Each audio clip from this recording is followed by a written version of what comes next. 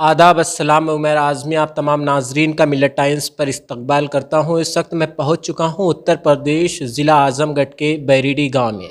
आज हमारे साथ मौजूद हैं एक ऐसे नौजवान जिस पर आज पूरा आज़मगढ़ गर्व और रश्क महसूस कर रहा है। आपको बता दें इस वक्त हम बैरीडी गांव में मौजूद हैं और हमारे साथ मौजूद हैं सबी खान साहब जो हाल ही में अभी नीट क्वालिफाई किए हैं। आइए उनसे हम ख़ास मुलाकात करते हैं और उनसे जानने की कोशिश करते हैं कि उनका ये सफ़र कितना आसान रहा है। इस्तकबाल है सभी साहब आपका। First of all, good evening and assalamu alaikum to all of you.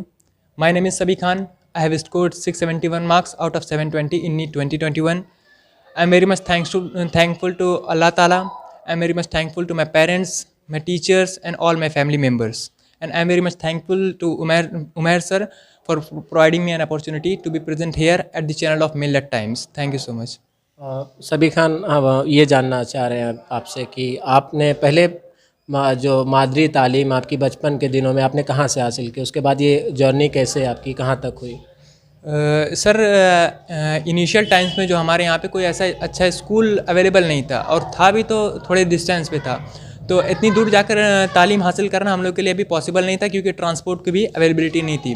तो शुरू की तालीम मैंने यहाँ पर हमारे यहाँ पे एक मकतब है मदरसा अंजुमन इस्लामिया, मैं बहुत शुक्रगुजार हूँ उस पार्टिकुलर स्कूल का भी जहाँ पे मैंने अपनी शुरू की मतलब कि 1 से 5 तक की मैंने अपनी तालीम हासिल करी। और उसके बाद फिर मैंने अपनी आगे की पढ़ाई के लिए मैंने अपने नज़दीक में ही नूरजहाँ सीनियर सेकेंडरी स्कूल में एडमिशन लिया था। तो उसके बाद फिर नूरजहाँ चिल्ड्रन जो स्कूल आपका है तो वहाँ कितना कहाँ तक पढ़ाई हुई फिर आप? नूरजहाँ सीनियर सेकेंडरी स्कूल में मैंने क्लास 5 से लेकर 10 तक की वहाँ पे पढ़ाई करी। वहाँ पे कुछ बेसिक सब्जेक्ट्स जैसे कि इंग्लिश, मैथ्स, साइंस और भी अदर सब्जेक्ट्स काफ़ी अच्छे से मुझे पढ़ाए गए। तो उस स्कूल का भी मैं बहुत बहुत शुक्रगुजार हूँ जिनकी वजह से मेरे इस एग्ज़ाम में कॉम्पीट करने के लिए एक अच्छा बेस क्लियर हो गया था। तो फ़िलहाल जो है अभी आपका ड्रीम क्या है, अभी आप आगे क्या करना चाह रहे हैं? फर्स्ट ऑफ़ ऑल सबसे पहली चीज़ तो मैं एक अच्छा डॉक्टर बनने की कोशिश करूँगा। हमारे यहाँ पे जैसे बहुत सारे डॉक्टर्स हैं जिनसे मैं इन्फ्लुएंस हुआ हूँ, doctor Javed sir, doctor Danish sir, doctor Adil sir, ऐसे हमारे यहाँ पे बहुत सारे डॉक्टर्स हैं जिनके अखलाक भी अच्छे हैं, मैं उन सबसे बहुत ज़्यादा इन्फ्लुएंस हुआ हूँ। तो सबसे पहले एक अच्छे अखलाक के साथ मैं एक अच्छा डॉक्टर बनने की कोशिश करूँगा और उसके बाद फिर मैं कोशिश करूँगा कि मैं जितना पॉसिबल हो सके मैं अपनी सोसाइटी को सर्व कर सकूँ। अच्छा सभी साहब ये एक जानना चाह रहे हैं आपसे कि जो आपके पेरेंट्स थे तो हर पेरेंट्स ये सोचता है कि हमारा बच्चा कुछ अच्छा करे, ज़्यादा से ज़्यादा तालीम याफ्ता हो और हर मैदान में वो आगे बढ़े। तो फिर जब आपने नीट क्वालिफाई किया उसके बाद आप जब घर आए तो गांव वाले और पेरेंट्स उनकी आंखों में क्या देखा आपने? देखिए जिस दिन नीट का ऐसा एग्ज़ाम हुआ तो एज़ पर मेरे पूरे घर वालों को मतलब इतना कॉन्फिडेंस था कि हाँ मतलब इनका नीट क्वालिफाई हो सकता है। पेरेंट्स से लेकर भाई हैं हमारे, सबको मतलब इतना कॉन्फिडेंस था कि इनका नीट क्वालिफाई हो सकता है। तो जब नीट का एग्ज़ाम होने वाला था उससे पहले सब लोग ये नहीं पूछ रहे थे कि तैयारी कैसी है, सब लोग ये पूछ रहे थे हाल चाल ठीक है, सब अपनी मतलब हेल्थ पर सब लोग ज़्यादा ध्यान दे रहे थे।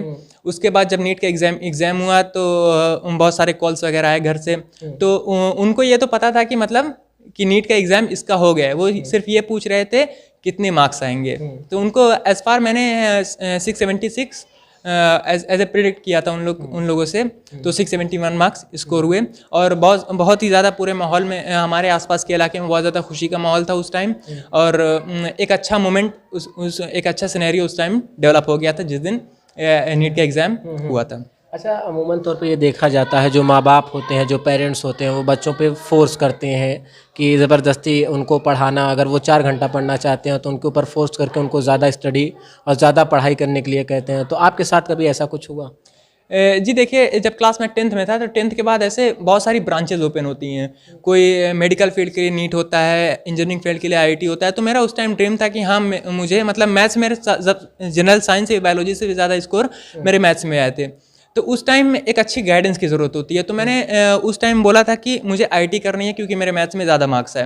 बट मैं बहुत शुक्रगुजार हूँ मेरे वालिदैन का जिन्होंने मुझे एक सही गाइडेंस दी और उनको मतलब ऐसा लगा कि नहीं नीट के लिए मैं ज़्यादा as compare to IIT I am very much you can say sir कि मैं नीट के लिए ज़्यादा सही हूँ। तो इस गाइडेंस के लिए मैं बहुत बहुत शुक्रगुजार हूँ अपने वालिदैन का। और जैसा कि आपने बात करी कि मुझे स्टडी के लिए फ़ोर्स किया जाता था, तो ऐसा कभी नहीं था कि कभी नहीं हुआ कि मतलब कि मुझे स्टडी के लिए फ़ोर्स किया गया है। हाँ, कभी कभी ऐसा होता था कि मतलब पढ़ाई कर रहे हो, जनरली पूछ लिया जाता था कि पढ़ाई कर रहे हो, क्या कर रहे हो। तो इतना तो खैर चलता ही है, बट बहुत ज़्यादा फोर्स नहीं किया गया कि हाँ दिन भर पढ़ो, ये सब ऐसा कभी हुआ नहीं। जैसे आपने अपना करियर खुद चूज़ किया या फिर घर वालों ने फोर्स किया कि नहीं आपको डॉक्टर ही बनना है? जैसे कि मैंने अभी आपको बताया था कि मुझे आईआईटी करने में ज़्यादा इंटरेस्ट था, ऐसा नहीं था कि हाँ मुझे आईआईटी ही करनी है। मैंने ऐसे अपना इंटरेस्ट ऐसे बताया था, बट अभी मतलब हम लोग की उम्र इतनी ज़्यादा नहीं होती कि हम लोग अपना इंटरेस्ट सिर्फ सब्जेक्ट के हिसाब से चूज़ कर सकते हैं। अगर मेरे साइंस में 92 मार्क्स आए और मैथ्स में 98 मार्क्स आए, तो इसका ये मतलब नहीं हुआ कि मेरा साइंस खराब है, मैथ्स कंपेरेटिवली ज़्यादा अच्छा है। इसका श्रेय आप किसको देना चाहते हैं? इसका जिम्मेदार कौन है कि आपके जो मार्क्स इतने आए और आप सक्सेसफुल हुए एक तरीके से अपने मिशन में, तो इसका श्रेय किसको जाता है? सबसे पहले तो इसका श्रेय मैं अपनी फैमिली मेंबर्स को देना चाहूँगा कि जिन्होंने मतलब कोरोना के टाइम पे हमारी पूरी स्टडी हमारे घर पे हुई, तो एक सपोर्टिव माहौल उन्होंने हमारे स्टडी वाला माहौल हमारे घर पे उन्होंने बना कर दिया।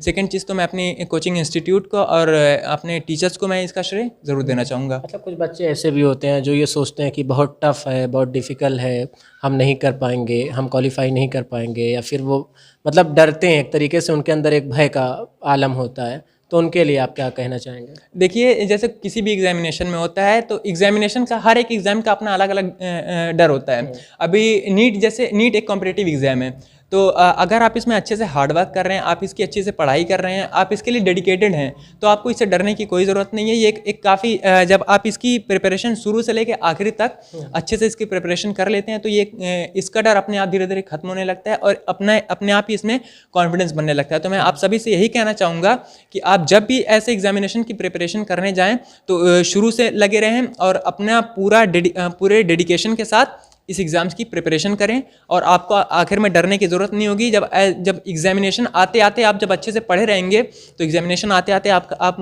खुद ऐसा फील करेंगे कि आपका पूरा डर धीरे धीरे ख़त्म हो रहा है। अच्छा सबीर खान साहब, एक और आपसे क्वेश्चन मेरा ये है कि जैसे कि आज़मगढ़, यहाँ से बहुत से दानिश्वर, बहुत से मुफक्किर और बहुत से दीनी उलमा और तमाम हर एक फील्ड के लोग यहाँ से निकले, लेकिन यहाँ पे एक बड़ी यूनिवर्सिटी कोई नहीं है, एक विश्वविद्यालय यहाँ नहीं है। तो उसको लेकर आप के क्या नज़रिए हैं, क्या सोच रहे हैं कि आज़मगढ़ में भी कोई अच्छी एक यूनिवर्सिटी होनी चाहिए? यहाँ से अल्लामा शिबली नोमानी रहमतुल्लाह अलैह, उसके बाद कैफ़ी आज़मी और साहित्यकारों की एक तरीके से ये सरजमी और ये धरती कही जाती है आज़मगढ़। तो इसको लेकर आप क्या सोचते हैं कि यहाँ पे यूनिवर्सिटी होनी चाहिए?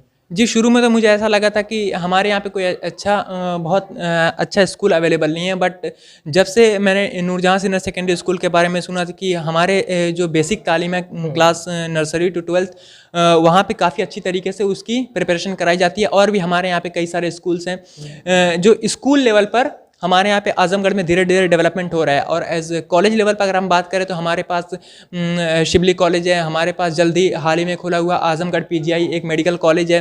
तो इन सब में धीरे धीरे आज़मगढ़ के इलाके में ऐसे धीरे धीरे इन सब पे काम किया जा रहा है। और हम ये भी देख रहे हैं कि धीरे धीरे नीट जैसे एग्जामिनेशंस में, आईआईटी जैसे एग्जामिनेशंस में अब हमारे आज़मगढ़ के से भी लोग धीरे धीरे निकलने लगे हैं, धीरे धीरे उनके नंबर्स इंक्रीज होने लगे हैं। एक टाइम होता था कि जब गिने चुने आज़मगढ़ में 1 से 2 लोग नीट या आईआईटी क्वालिफाई करते थे, बट आज एक ऐसा टाइम आ गया कि जब ये नंबर 2-3 से लेके 14 से 15 हो गया है। तो ये हमारे लिए एक खुशी की बात है कि हमारा आज़मगढ़ धीरे धीरे तरक्की के रास्ते पे चल रहा है।